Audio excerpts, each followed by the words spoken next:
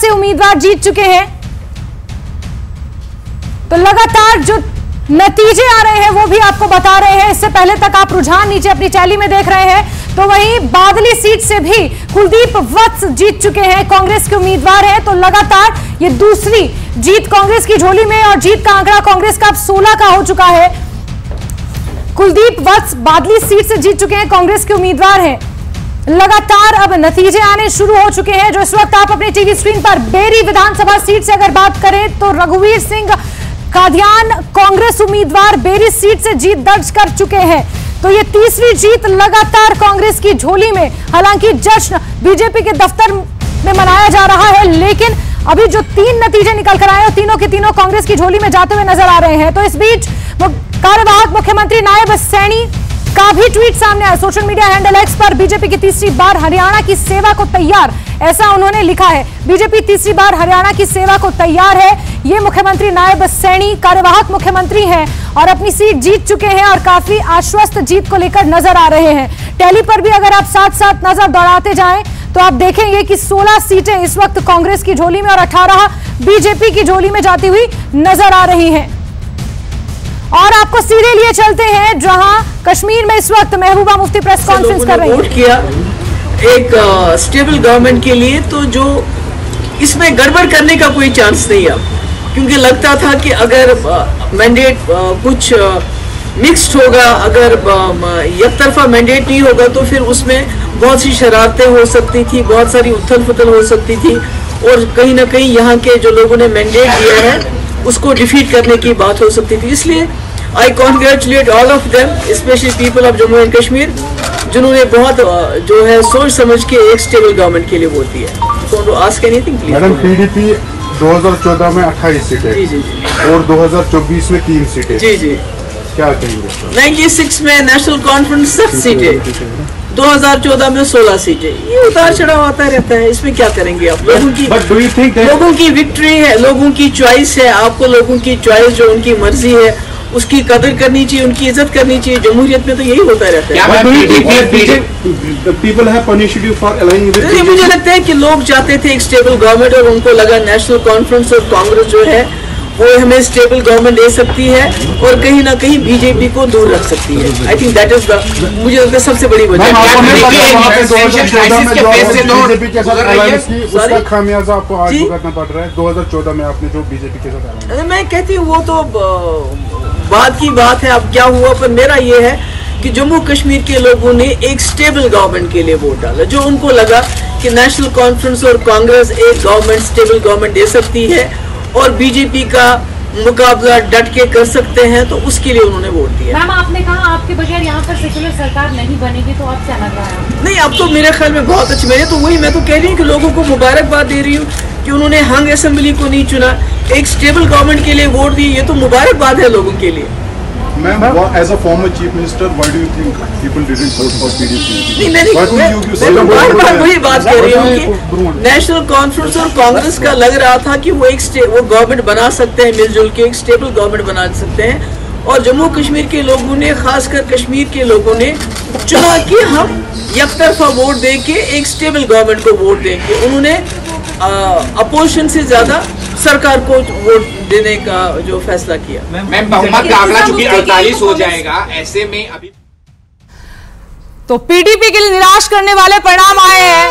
हरियाणा का रुख करेंगे, गुड़गांव से मुकेश शर्मा जीत गए बीजेपी के लिए। गुड़गांव से एक बड़ी खुशखबरी है मुकेश शर्मा, और यहां पर नाराजगी मोल ली थी पार्टी ने। नवीन गोविंद चुनाव मैदान में उतर गए थे, लेकिन गुड़गांव विधानसभा सीट से ये जो सायरन आपको सुनाई दे रहा है, ये चुनावी जीत का बिगुल आप समझिएगा भारतीय जनता पार्टी के लिए। मुकेश शर्मा गुड़गांव विधानसभा सीट से जीत दर्ज कर चुके हैं, और उधर कृष्णा गहलावत राय से जीती है।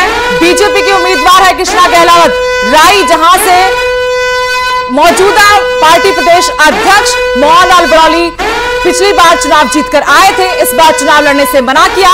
तो कृष्णा गहलावत पर और अगर के खाते में पहली जीत देवेंद्र कादियान सुबह से गन्नौर विधानसभा सीट से लगातार लीड बनाए हुए थे। आश्वस्त से अपनी जीत को लेकर बीजेपी के बागी हैं ये भी, और जीत दर्ज कर चुके। रुझानों में सरकार बीजेपी बना चुकी है, और ऐसे में ये साफ तय है कि देवेंद्र कादियान भी बीजेपी जाएंगे। बीजेपी से टिकट मांग रहे थे पूर्व सीएम मनोहर लाल खट्टर के बेहद करीबी देवेंद्र हंसगुला से कांग्रेस के उम्मीदवार जीत गए हैं। इनका भी कोई तोड़ नहीं था, लेकिन कांग्रेस बहुमत के आंकड़े से बहुत दूर फिलहाल नजर आ रही है। आपको सिलसिलेवार तरीके से बता रहे कि कहां पर क्या चुनाव परिणाम है, क्या रुझान है। गुला से देवेंद्र हंस है जो जीत चुके हैं उम्मीदवार गुला विधानसभा सीट से, और तस्वीरें आप बदलते रहिएगा, बताते रहेंगे दर्शकों को क्या रुझान है, क्या परिणाम है। अब रुझानों से आगे बात जीत हार की तरफ। मुलाना से ये फोटो गलत है, कांग्रेस की तरफ से पूजा चौधरी यहां से वरुण मुलाना की धर्मपत्नी है, वो चुनाव मैदान में थी। पूजा उनकी तस्वीर यहां पर लगाएंगे, लेकिन मुलाना कांग्रेस के खाते में गई है क्योंकि उनके पति लोकसभा चुनाव में खड़े हुए अंबाला लोकसभा सीट से चुनाव जीते थे। तो यहां से कांग्रेस के लिए जीत वरुण मुलाना की धर्मपत्नी पूजा ने जीत दर्ज की है, और तस्वीरें आपको दिखाएंगे। लेकिन एक बड़ा उलटफेर एग्जिट पोल से बिल्कुल इतर यहां पर नजर आया कि एग्जिट पोल बिल्कुल नहीं था। जो दावे किए जा रहे थे वो दावे हवाई कांग्रेस के साबित हुए। और जुलाना विधानसभा से तस्वीरें आपको दिखा रहे हैं। विनेश फोगाट ने जीत दर्ज कर ली है, लेकिन जैसे दावे किए जा रहे थे कि बहुत भारी मतों के साथ वो जीत दर्ज करेंगी, वैसा नजर नहीं आया। इसके पीछे आपको वजह भी मालूम होगी कि कांग्रेस की तरफ से हवा का जिक्र तो बार बार किया जा रहा था कि प्रचंड बहुमत के साथ कांग्रेस सरकार बनाएगी, लेकिन वो आंकड़े, जो जादुई आंकड़ा है, वहां तक कांग्रेस दूर दूर तक कहीं नजर नहीं आ रही। ऐसे में जुलाना विधानसभा सीट, जिस पर पूरे देश की विदेश की नजरें टिकी हुई थी, वहां बहुत कम मार्जिन से विनेश फोगाट ने जीत दर्ज की है, जबकि कहा जा रहा था 40 से 50 हजार तक के मतों की जीत यहां पर विनेश फोगाट दर्ज करेंगी। 90 विधानसभा सीटें आपको दिखा रहे हैं। इन सीटों को लेकर जो अभी परिणाम सामने आए हैं, पहला रुझान हो, पहला परिणाम हो, लगातार सटीक आंकड़े आप तक पहुंचाने की कोशिश कर रहे हैं। न्यूज 18 आपको पल पल की जानकारी दे रहा है कि किस तरीके से अब सरकार को लेकर तस्वीर हरियाणा में साफ होती हुई बीजेपी प्रचंड बहुमत के साथ सत्ता में वापसी कर रही है, इतिहास रच रही है भारतीय जनता पार्टी। ऐसा हरियाणा की चुनावी राजनीति में आज तक नहीं हुआ कि लगातार कोई राजनीतिक दल सत्ता पर काबिज हो, लेकिन इस बार इतिहास रचा जा रहा है बीजेपी की तरफ से। जो आंकड़ा है, टैली आपको दिखा रहे, रुझानों में 48 सीटें, कांग्रेस 37 सीटें, जेजेपी खाता नहीं खोल पाई, चाबी कहीं गुम या ताला गुम, ये देखना होगा। एनएलडी प्लस बीएसपी यहां 2 सीटें, इलाहाबाद में झटका, एनएलडी के लिए, बीएसपी के लिए आम आदमी पार्टी कहीं नजर नहीं आ रही। वहीं अदर्स की बात करें, गन्नौर से 1 सीट देवेंद्र कादियान जीत चुके हैं और 3 पर अभी अदर्स आगे हैं। मैं अपनी टीम से कहूंगी कि अदर्स पर जरा एक नजर डालें, कौन सी वो सीटें हैं जहां पर निर्दलीय अभी फिलहाल लीड में नजर आ रहे हैं। क्या हलोपा की एक सीट सिरसा यहां पर है जिस पर सभी की नजरें हैं। वहीं कांग्रेस के लिए आज बहुत मायूसी हाथ लगी है। कांग्रेस के लिए मायूसी इसलिए क्योंकि प्रचंड बहुमत की उम्मीद थी, लगा था कि हवा है। बार बार रैलियों के मंच से कहा गया कि कांग्रेस प्रचंड बहुमत के साथ आ रही, स्पष्ट बहुमत होगा, हवा होगी, 70 से ज्यादा सीटों के साथ हम सत्ता का सूखा खत्म करेंगे। लेकिन आज अभी तक जो परिणाम आपको नजर आ रहे हैं, कांग्रेस के दावे हवाई साबित हो रहे हैं। हवा तो नजर नहीं आ रही, और जो खेमे में मायूसी थी बीजेपी के, अब क्योंकि दिन ढलने की तरफ जा रहा है तो वहां पर खुशियां मनाई जा रही हैं। कांग्रेस के खेमे में बहुत जल्दबाजी में सुबह ढोल नगाड़े की थप सुनाई दी, नाचने लगे, झूमने लगे समर्थक कार्यकर्ता, लड्डू बांटने लगे, जलेबियां खिलाई जा रही थी। लेकिन अब वहां पर थोड़ी शांति है, मायूसी है। भूपेंद्र सिंह हुड्डा नजर नहीं आ रहे। सुबह हम बॉडी लैंग्वेज की बार बार बात कर रहे थे कि भूपेंद्र सिंह हुड्डा की बॉडी लैंग्वेज कह रहे कि अभी जो रुझान है वही परिणाम भी होंगे, और कुछ कुछ तस्वीर वैसी ही। कार्यवाहक मुख्यमंत्री नाथ सिंह सैनी ये लगातार दावा कर रहे थे कि पिक्चर अभी बाकी है। 8 तारीख को देखिएगा, पिक्चर अभी बाकी है। एक बार फिर से मैं, और ये बड़ी जीत है विपुल गोयल की फरीदाबाद से। विपुल गोयल जिनको पार्टी ने एक बार फिर भरोसा जताते हुए टिकट दिया था, भारतीय जनता पार्टी के उम्मीदवार जीत चुके हैं फरीदाबाद से विपुल गोयल। यहां पर मुकाबला बहुत ज्यादा, ऐसा नहीं कह सकते कांटे का मुकाबला था, लेकिन अब हवा लग रही है कि बीजेपी की हवा थी, अंडरकरंट था। कांग्रेस की तरफ से कहा गया कि जनता चुनाव लड़ रही है, मन बना चुकी है, बीजेपी जा रही है, कांग्रेस आ रही है। लेकिन यहां तो लग रहा कि कांग्रेस का आना था ही नहीं, और इंदुराज नरवाल जीत गए हैं बड़ौदा से। ये नाम गलत है, बड़ौदा से इंदुराज नरवाल जीत चुके हैं। यहां पर कपूर नरवाल जो थे कांग्रेस के ही बागी, उनके लिए मुश्किलें पैदा कर रहे थे, लेकिन आखिरकार इंदुराज नरवाल, जिनको भालू कहा जाता है, वो चुनाव जीत गए हैं। कुछ और अपडेट लगातार आप तक पहुंचाते रहेंगे कि कौन सी सीट पर चुनाव परिणाम आया है, कहां पर रुझान आए हैं। अभी तस्वीर साफ होती नजर आ रही है। संशय के बादल छंट चुके हैं। अगर अभी भी किसी को संशय है तो यह गलतफहमी होगी। बीजेपी 48 सीटों पर रुझानों में सरकार बना रही है। यह बहुमत के आंकड़े से भी 2 सीटें ज्यादा है। कांग्रेस 37, जेजेपी 0, सुबह से ही 0 है। कहीं पर लीड लेती हुई नजर नहीं आई जेजेपी, जननायक जनता पार्टी। आईएनएलडी 2 सीटों पर आगे है बसपा के साथ इस बार गठबंधन, लेकिन इलाहाबाद पर झटका। आईएनएलडी के लिए, बीएसपी के लिए रानिया सीट, जहां से अर्जुन चौटाला आगे हम बता दें जम्मू कश्मीर के हवाले से उमर अब्दुल्ला गांदरबल से जीत चुके हैं। गांदरबल से उम्मीद भी जताई जा रही थी नेशनल कॉन्फ्रेंस की बैस्टियन है, होम बैस्टियन है, और वहां से वो जीत दर्ज कर चुके हैं उमर अब्दुल्ला। हालांकि 2 जगहों से लड़ रहे, उन्होंने चुनाव लड़ा गांदरबल और बडगाम की सीट से, लेकिन गांदरबल से उमर अब्दुल्ला को जीत दर्ज मिली है। नेशनल कॉन्फ्रेंस और कांग्रेस अलायंस के लिए जम्मू कश्मीर के हवाले से काफी खुशी की खबर है। उमर अब्दुल्ला जो है गांदरबल से जीत चुके हैं। हालांकि उतना सरप्राइजिंग नहीं होगा, लेकिन गांदरबल से उमर अब्दुल्ला जीत चुके हैं। कॉन्फिडेंस कहीं ना कहीं लो हुआ था। मियां मेहर अली कंगन से नेशनल कॉन्फ्रेंस के लीडर जीत चुके हैं। मियां मेहर अली कंगन के नेशनल कॉन्फ्रेंस के कैंडिडेट जीत दर्ज कर चुके हैं। नेशनल कॉन्फ्रेंस का काफी बेहतरीन परफॉर्मेंस कश्मीर डिवीजन में देखने को मिल रहा है। वजह यही कि नेशनल कॉन्फ्रेंस कांग्रेस अलायंस जो है हमें पूरी तैयार दिख रही है गवर्नमेंट फॉर्म करने के लिए, एक स्टेबल गवर्नमेंट, जिसकी महबूबा मुफ्ती बात करी थी। निजामुद्दीन भट्ट बांदीपुरा से कांग्रेस लीडर जीत दर्ज कर चुके हैं। निजामुद्दीन भट्ट बांदीपुरा से, आपको बता दें, कांग्रेस के लीडर है, जीत दर्ज कर चुके हैं। तो वही जो कश्मीर डिवीजन की जहां पर हम बात कर रहे हैं, तो नेशनल कॉन्फ्रेंस मेजरली हमें जीती हुई दिखाई दे रही है। वही कांग्रेस भी कुछ सीटों पर जीत दर्ज करती हुई दिखाई दे रही थी, और यही वजह है कि नेशनल कॉन्फ्रेंस कांग्रेस का अलायंस जो है बेहतर परफॉर्म करता हुआ दिखाई दे रहा है। तो बांदीपुरा से निजामुद्दीन भट्ट ने जीत दर्ज कर ली है। देखिए मुनिजा, निजामुद्दीन भट्ट पीडीपी में भी रह चुके हैं और अभी कुछ देर पहले तक ये ट्रेल कर रहे थे वहां पर। उस्मान मजीद जो पहले कांग्रेस में थे, अब इंडिपेंडेंट कैंडिडेट वो उन्होंने कॉन्टेस्ट किया है, वो लीड कर रहे थे, लेकिन जो रिजल्ट आया तो निजामुद्दीन भट्ट जीत चुके हैं। तो कहीं ना कहीं अब पूरी पिक्चर जो है वो क्लियर हो रही है। कुछ ही सीटों पे रिजल्ट आना बाकी रहा है और ये साफ हो चुका है कि जम्मू कश्मीर में कांग्रेस और नेशनल कॉन्फ्रेंस की सरकार जो है वो बनेगी। मोहम्मद यूसुफ तारेगामी कुलगाम से जीत दर्ज कर चुके हैं। सीपीआईएम के लीडर मोहम्मद यूसुफ तारेगामी, इनके लिए ये सीट जो है नेशनल कॉन्फ्रेंस कांग्रेस अलायंस ने छोड़ दी थी, और उम्मीद भी जताई जा रही थी कि यूसुफ तारेगामी जो ये सीट पर जीत दर्ज करेंगे। हालांकि एक वक्त था जब जमात इस्लामी का वहां पर अच्छा खासा होल्ड रहा था, इंडिपेंडेंट कैंडिडेट भी थे वहां से मैदान में, लेकिन मोहम्मद यूसुफ तारेगामी ने जीत दर्ज कर ली है। सोडी जी, देखिए मोहम्मद यूसुफ तारेगामी जो है एक काफ़ी सीनियर लीडर हैं सीपीआईएम के। वहाँ पर ये कई सालों से कई इलेक्शंस में जीत दर्ज करते हुए आ रहे हैं, और ये भी गुपकार अलायंस जो बना था, अगर आपको याद होगा, जब धारा 370 को हटाने की बात चल रही थी, सारी कश्मीर बेस्ड पॉलिटिकल। वहीं हसनैन मसूदी पामपोर से नेशनल कॉन्फ्रेंस के लीडर हसनैन मसूदी, बहुत बड़ा नाम, बहुत बड़ा चेहरा, मेंबर पार्लियामेंट रह चुके हैं। उमर आपको इन वोटों के काबिल जो है साबित करें, जो हमारी कोशिश रहेगी।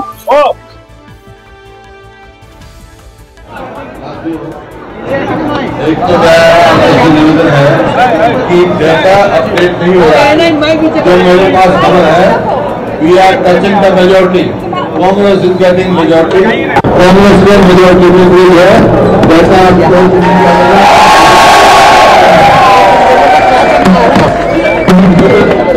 क्रिएट किया जा रहा है। बहुत सारी सीटें हैं, बहुत सारी सीटें हैं जो हम जीत चुके हैं और अपडेट नहीं की, जैसे चट्ठा साहब है, शैली है, रामकरण है, अशोक अरोड़ा है। ऐसे कई सीटें हैं जो हमारे खबर में हैं। जैसे आदमपुर में भी हम लीड कर रहे हैं, गद्दे में भी लीड कर रहे हैं, बहुत सारी कॉन्स्टिट्यूंसी हैं, जैसे रोहतक में लीड पे जा रहे हैं।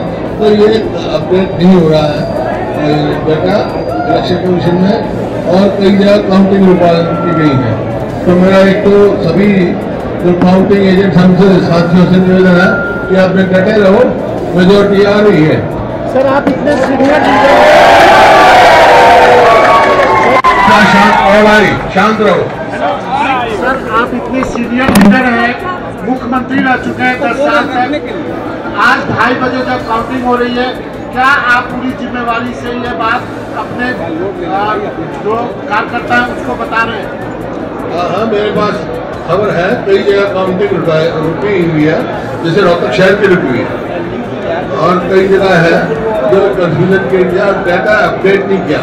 मान लो जहाँ कहीं 10 राउंड की हुई है, 11 राउंड तक, 12 राउंड तक हुई है, 7 राउंड तक का डाटा किया है।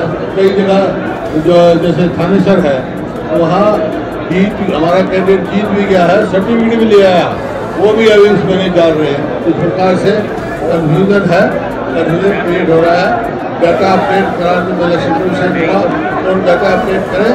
और जैसे मैंने कहा, ये खेल है, बॉल कभी इधर कभी उधर, लेकिन गोल हम मारेंगे। सर, इलेक्शन कमीशन भी कह रहे हैं कि बीजेपी के इलेक्शन कमीशन से मेरी रिक्वेस्ट है कि अपना निगरानी रखें और कोई ऐसी बात ना होने। तो अभी भी आप होपफुल है सर? सरकार आ रही है आपको? आपने मैंने क्या सुना, क्या सुना आपने? सुना नहीं है आपको मैंने क्या कहा है? क्या चला ना?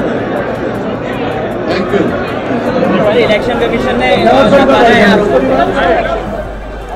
पूर्व सीएम भूपेंद्र सिंह हुड्डा जो अपना चुनाव जीत चुके, गढ़ी सांपला किलोई से उनकी पारंपरिक सीट है, यहां से लगातार विधायक बनकर विधानसभा पहुंच रहे हैं, लेकिन उनका बयान बहुत मायने रखता है। जब 23 सीटों पर दोनों बीजेपी और कांग्रेस है, दोनों 23 सीटें जीत चुके हैं, ऐसे भूपेंद्र सिंह हुड्डा मीडिया के सामने आकर यह दावा कर रहे थे कि डटे रहें, अपने समर्थकों से, कार्यकर्ताओं से कहते कि डटे रहें, कहीं जाए नहीं, जीत हमारी होगी, सरकार कांग्रेस बना रही है, हम सरकार बना रहे हैं। उन्होंने बड़ा आरोप लगा कि बहुत सारी ऐसी जगह हैं, विधानसभा सीटें हैं काउंटिंग सेंटर में, जहां 10 राउंड 11 राउंड के बाद काउंटिंग को रोक दिया गया है। इस वजह से अभी परिणाम नहीं आ रहा। बहुत सारी सीटों के नाम गिनवाए, चाहे थानेसर की सीट हो, झज्जर की सीट हो, उन्होंने कहा कि यहां पर काउंटिंग रोक दी गई है, जहां मजबूत उम्मीदवार उनकी पार्टी के हैं, चाहे अशोक अरोड़ा हो या गीता भुक्कल हो। इन सीटों को लेकर रोहतक सीट का भी जिक्र किया, रोहतक शहर में कहा कि काउंटिंग रोक दी गई है 10-11 राउंड के बाद, जहां पर बीबी बत्रा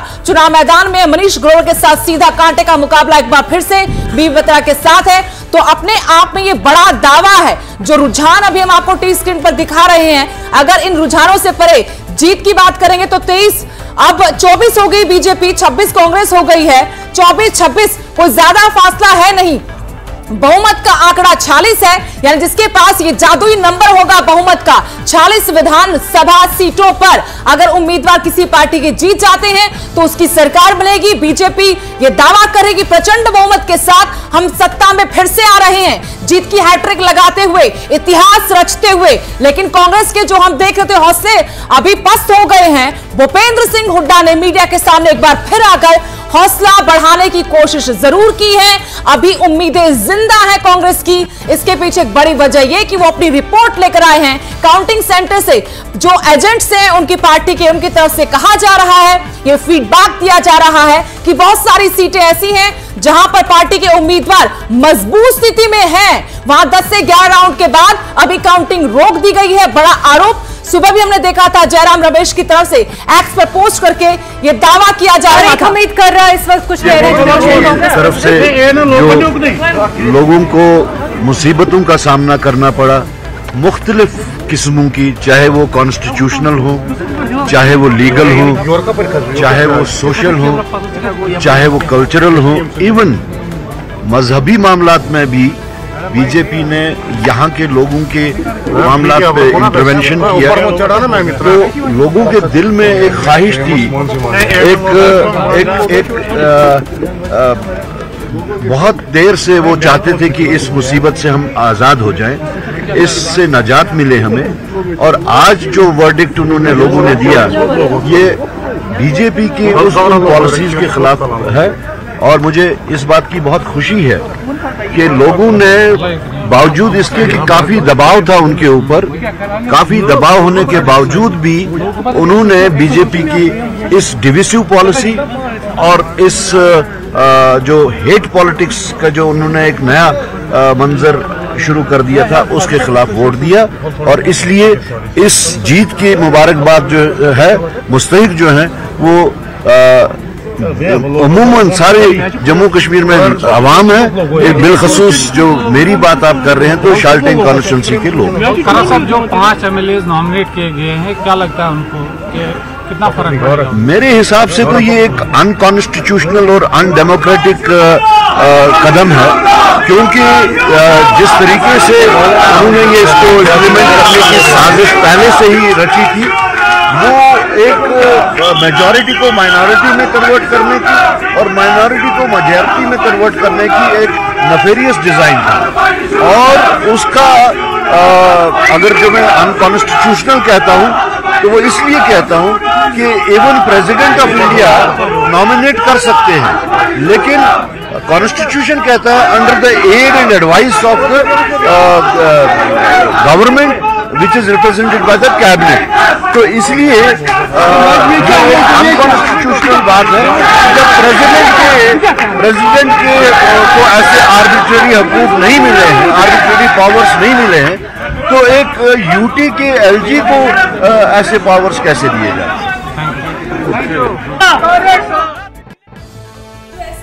दे रहे थे जैसा कि फारूक अब्दुल्ला को हमने अब से पहले देखा।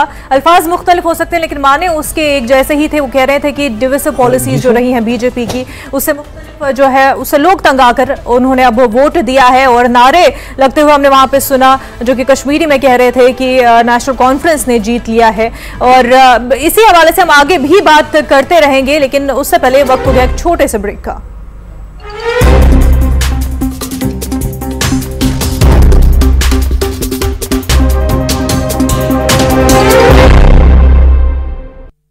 मोहाली वॉक फेस 8 विच खुल रहा है ਵੱਡੇ ਵੱਡੇ ब्रांड्स ਦੇ ਨਾਲ। आज ही इन्वेस्ट करो, book before price rise. Death by electrocution in 3 months. तू डर मत, कुछ नहीं होगा। कोई परेशान तो नहीं कर रहा ना अंदर? क्या परेशान करेगा मुझे? आप जो मेरी दीदी हो, हजारों में एक। गोल्डी मसाले के 100 ग्राम के स्पेशल पैक्स में फ्रेशनेस लॉक है। ऐसे गोल्डी मसाले जहां जाएं रिश्ते बनाए। पॉलिसी बाजा करा जिदुशा होके नो हिताकुशी। समझ में आया? मैंने कितनी बार हिंदी में समझाया कि पॉलिसी बाजार से कंपेयर करके कार इंश्योरेंस पे 8,000 रुपए तक बचा सकते हो, पर कुछ लोगों को अभी तक समझ नहीं आया, तो मैंने सोचा जापानी में समझा देता हूँ। सायोनारा। योगीज आयुर्वेदा 4 पीढ़ियों से रख रहे हैं आपकी तंदुरुस्ती का ख्याल। जाओ सुशीला और भरने दो जसिंघारे को तुम्हारी मांग में सिंदूर। तुम्हारे बाप ने 5 लाख में खरीद लिया हमारे प्यार को सुशीला। तुम्हारे प्यार की कीमत अगर 5 लाख ही थी तो तुम मनी कंट्रोल। लेकिन कांग्रेस